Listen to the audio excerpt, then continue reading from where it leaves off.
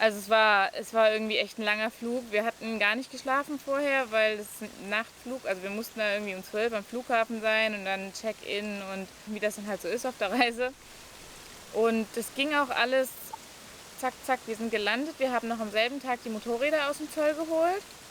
Es war wie ein Kulturschock, mehr oder weniger, weil wenn du vom Sudan kommst, wo es nicht viel gibt, also von allem. Also es gibt keinen Sprit, es gibt nur beschränkte Möglichkeiten an Lebensmitteln, es gibt kein Gas, es gibt keinen Strom. Und dann kommt man nach Kenia und es gibt alles. Also es gibt gerade in Nairobi alles an Lebensmitteln. Es gibt überall Benzin, es gibt natürlich auch irgendwie überall Strom und die Natur ändert sich auch von totaler Wüstenlandschaft zu grünem Dschungel. Viel Überfluss. Ich erinnere mich noch an eine Situation und die Johanna auch sehr gut. Da waren wir im kenianischen Supermarkt und da gab es Käse. Und wir hatten seit über einem Monat keinen Käse mehr gehabt. Also eigentlich in Ägypten gab es schon keinen richtigen Käse mehr. Und ja, das waren dann 8, 9 Wochen ohne Käse und ich liebe Käse. Und da gab es dann so eine Rolle Gouda, weißt du, so ein Brocken, so dick, 2,5 Kilo. Ich habe das ganze Scheißding gekauft. Und nach 2,5 Tagen war es weg. Ich war völlig unterkäst. Und das war nur ein Beispiel von, wie wir uns eigentlich an deutlich geringere Standards gewöhnt haben. In allen Bereichen. Bei der Nahrung, bei der Hygiene, ja, bei der Alltagsgestaltung. Wir waren einfach gewöhnt, dass es keinen Käse gibt, dass du dein Wasser abkochen musst, dass der Strom nur ein paar Stunden am Tag erhältlich ist, das Wasser halt nicht heiß aus der Dusche kommt und die Taxis keine Bremsen haben und die Motorradfahrer keine Helme. Und das war gar kein Problem eigentlich, dadurch, dass wir langsam da reingefahren sind. Und jetzt, wie du sagst, wir sind geflogen. Von dem Sudan durch Äthiopien nach Kenia hätte sich das alles wieder langsam zurück oder vorwärts entwickelt. Also es wäre immer wieder ein bisschen mehr geworden und es wäre uns so nicht aufgefallen. Aber durch diesen Flug war das mit einem Mal, auch gleich in der Hauptstadt. Und da wurde uns das wieder einmal bewusst, wie riesig doch die Unterschiede in der Welt sind. Das war schon der Wahnsinn, ja. Ich glaube, am allermeisten gefreut habe ich mich über das Grün. In Nairobi hat man alles. Also die Natur, die bebt, die blüht, die zwitschert. Ja. Immer wenn wir losgefahren sind in Nairobi, habe ich den Josh gefragt, haben wir genug Sprit im Tank? Und dann ist mir eingefallen, ach nee, es gibt ja überall Tankstellen und die haben sogar Benzin. Meine allererste Reise außerhalb Europas, die führte mich nach Kenia. Und natürlich hatte ich noch Freunde aus der damaligen Zeit.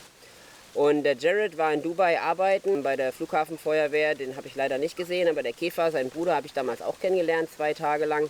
Habe ich damals schon bei ihm gewohnt und ja, der hat uns dann wieder eingeladen. Sagt, ja natürlich, bist in meinem Land, komm vorbei. Und wir mussten dann zu diesem Kumpel in der Rush Hour fahren, im Dunkeln und für uns das erste Mal auf der linken Seite. Ich habe gedacht, ich überlebe es nicht. Es war sowas von voller Autos und Bussen und Menschen. Die hatten ja zu dieser Zeit auch noch Ausgangssperre. Das heißt, alles wollte natürlich nach Hause. Und also richtig heftig. Die Busse, diese kleinen Matatus, wie die da nennen, die kommen von hinten, die hupen einmal und wenn du die Spur nicht frei machst, fahren die dich über den Haufen. Und dann kamen wir da an, war in so einem Compound, das Haus. Ja, hat gemeint, fühlt euch wie zu Hause, ihr könnt bleiben, so lange wie ihr wollt. Aber Essen, das tut ihr bei mir drüben.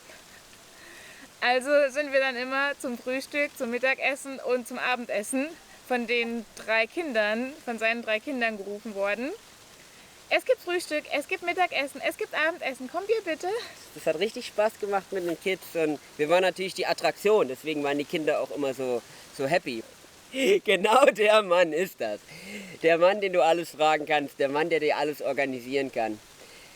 Wie der so drauf ist, der hat eine super einfache Lebensphilosophie. Und von Deutschland aus ist man immer sehr arrogant und tendiert dazu, solche Leute da irgendwie schlecht zu reden. Die unterstützen ja Korruption und keine Ahnung. Aber der Mann ist da groß geworden. Und als ich ihn besorgt gefragt habe, sag mal, wie ist denn das mit dieser Corona-Regelung? Wir dürfen nicht aus Nairobi raus. Wir haben gehört, die verschiedenen Districts, also Bundesgebiete sind jetzt voneinander abgeriegelt. Und man braucht eine Art Passierschein. Und dann sagt er, ja, hab ich. Passierschein hab ich. Hab ich immer dabei.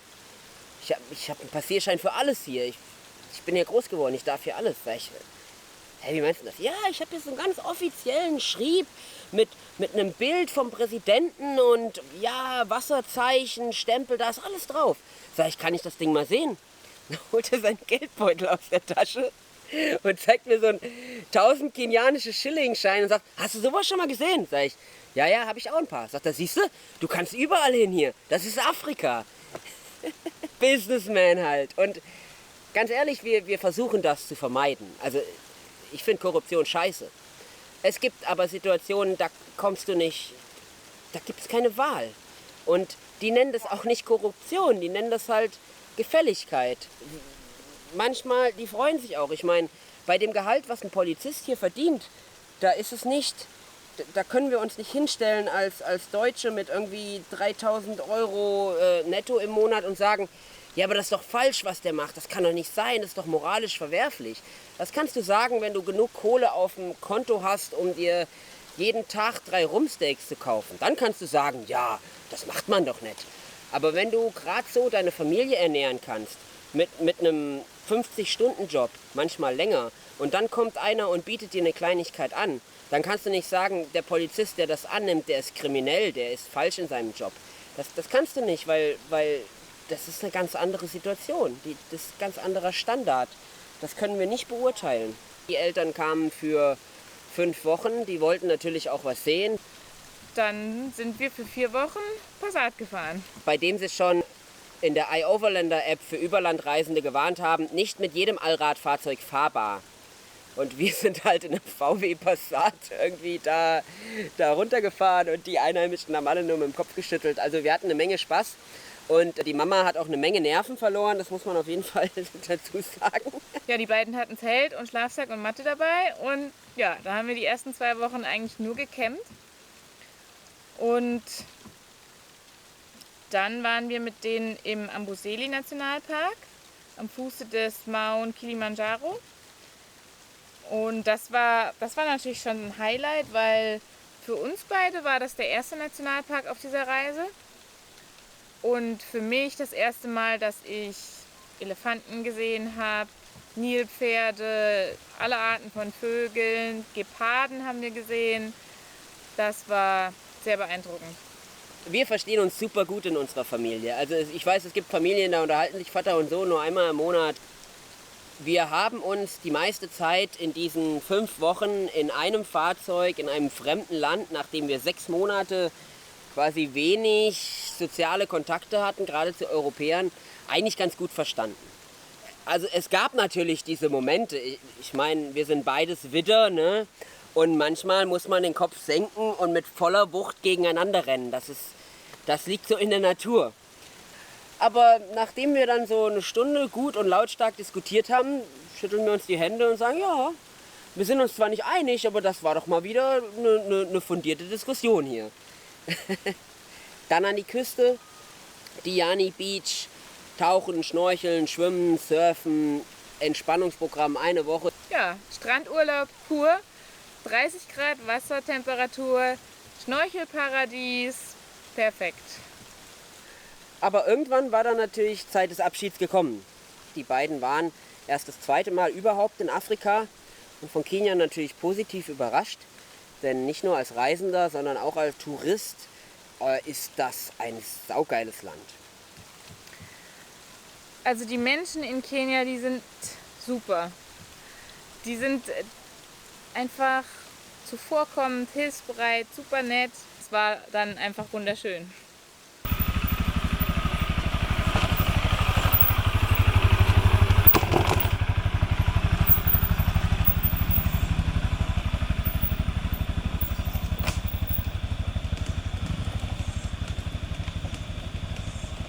wenn es dann plötzlich dunkel wird.